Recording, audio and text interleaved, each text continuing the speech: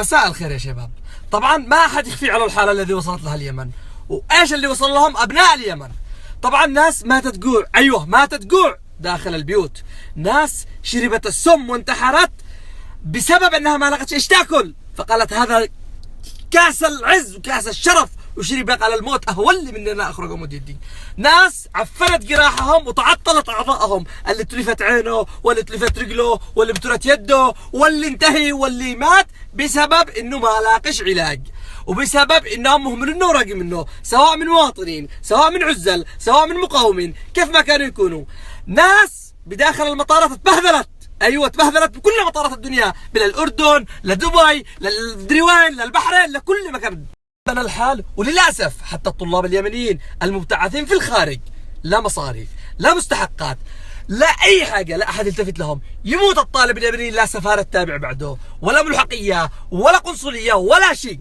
تخيلوا يا شباب، هذا الطالب المبتعث في الخارج ويعتبر مستقبل اليمن، يعتبر مستقبل الجيل القادم، يعتبر الثروة البشرية اللي تبني اليمن بعد الدمار والصراع الذي خلفتوه. ايوه هذا الطالب اليمني مهمل مرمي به هناك. وصل بنا الحال انه المواطن اليمني اهتان في كل دول العالم، وما فيش اي مواطن بالعالم اهتان وتبهذل وانذل مثل المواطن اليمني، على مرأى ومسمع من الثلاث الحكومات، حكومة صنعاء وحكومة الشرعية وحكومة الجنوب.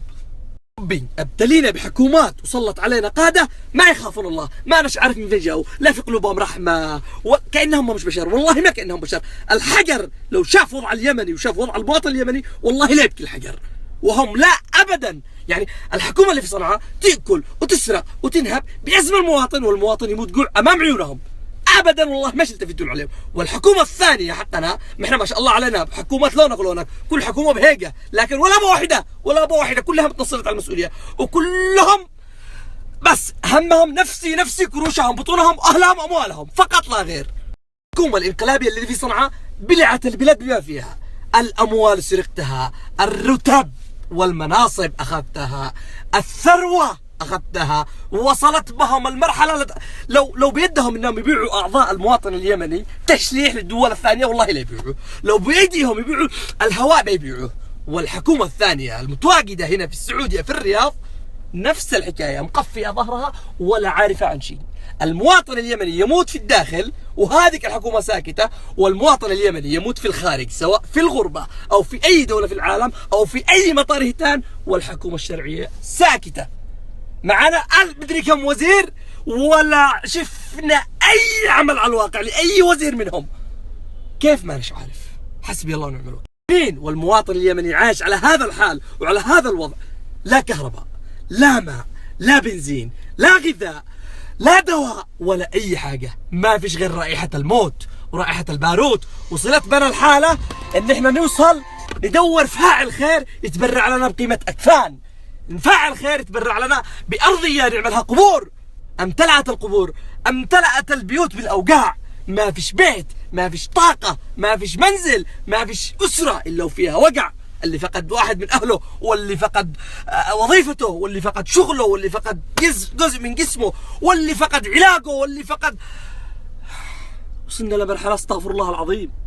كل هذا اللي وصلنا له واللي بنوصل له بسبب قادة الأحزاب والسياسيين وناشطين الدفع المسبق، اللي يخرج يلمع واللي يخرج يظهر، والزعيم الفلاني والقائد الفدائي وال. تخيلوا ان هذو الزعماء والقادة والسياسيين والناشطين اختلفوا على كل حاجة، ايوه اختلفوا على كل شيء، لكن اتفقوا على شيء واحد. ايش هو؟ اتفقوا على قتل المواطن اليمني اللي هو انا وانت في الداخل ولا في الخارج. هذا هو هدفهم وهذا هو اتفاقهم. بس جاءت الحكومة الشرعية، فرحنا قلنا لك الحمد يا رب. جاءت الحكومة اللي بتجري بعد المواطن وتدور بعد المغترب وتدور بعد اللاجئ وتدور بعد الهارب وتدور بعد الجريح.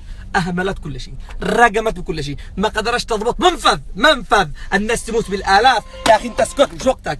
الناس تموت بالآلاف بالمنفذ، الناس تتقلب وتموت ولا عملها شيء. ما قدرش تضبط سفارة بالقاهرة، سفارة بأي دولة ما قدرش تضبطها. ايش من شرعية دي؟ الجرحى اللي قاتلوا في سبيل الشرعية في سبيل إعادة الشرعية ما عالجتهمش.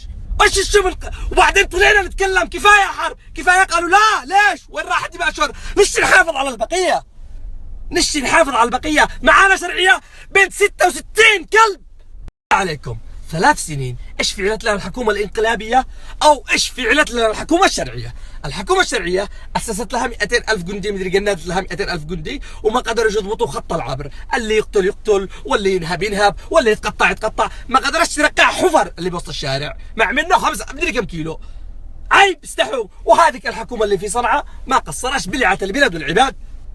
ولما خرج المواطن اليمني يصيح ويقول بلغت الحلقوم، خلاص كفايه حرب، الشعب يريد ايقاف هذه الحرب من طرف اليمن لطرفه، قالوا لا، هذا قال لك انت عفاشي، وهذا قال لك انت حوثي، وهذا يقول لك انت داعشي، وهذا يقول لك انت مرتزق، وهذا يقول لك انت عميل، وهذا يقول لك انت مدري ايش، وهذا يقول لك ظهر العرق حقك الخبيث.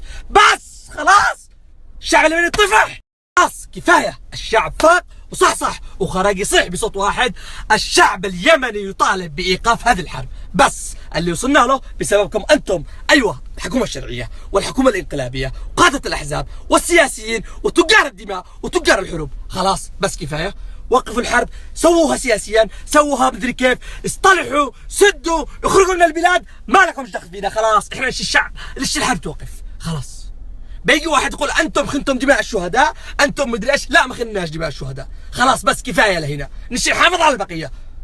كفايه كفايه، ايوه كفايه. 3 سنين ما متنا الا احنا، لا مت لا عفاش، ولا مت الحوثي، ولا مت عبد الملك، ولا مت عبد ربه، ولا مت اي مسؤول، ولا مت اي وزير، ولا مت اي واحد. كلهم بالخارج مؤمنين انفسهم، محصنين انفسهم بالمال وبالسلاح وبالعتاد وبالثروه وبكل شيء. ما متوا الا انا وانت، وماشي نموت الا احنا، ويخلصوا اليمنيين، والحرب ما خلصت، وبتقوم القيامه والحرب ما خلصت، وبالنهايه الضحيه انا وانت، اما هم ولا شيء يصير في بمشي. كفايه كذب، بس كفايه.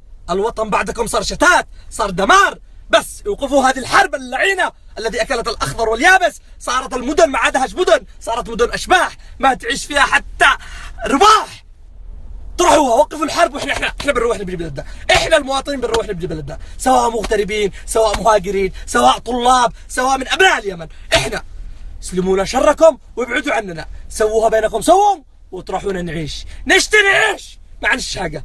خلاص واعذرونا يا شباب، معلش يا شباب، سامحونا والله غصب عني، سواء على الصوت الكبير او على طولة الكلام او على كثر الكلام، بس والله ما اتكلم بلساني انا وحدي، انا اتكلم بلسان 25 مواطن، 25 مليون مواطن يمني. مات قهر، مات كبد، مات جوع، مات وجع، مات الم، مات حسرة. كفايه كفايه كفايه، بالله عليكم كفايه. واعذرونا والمسامحه منكم. السلام عليكم ورحمه الله.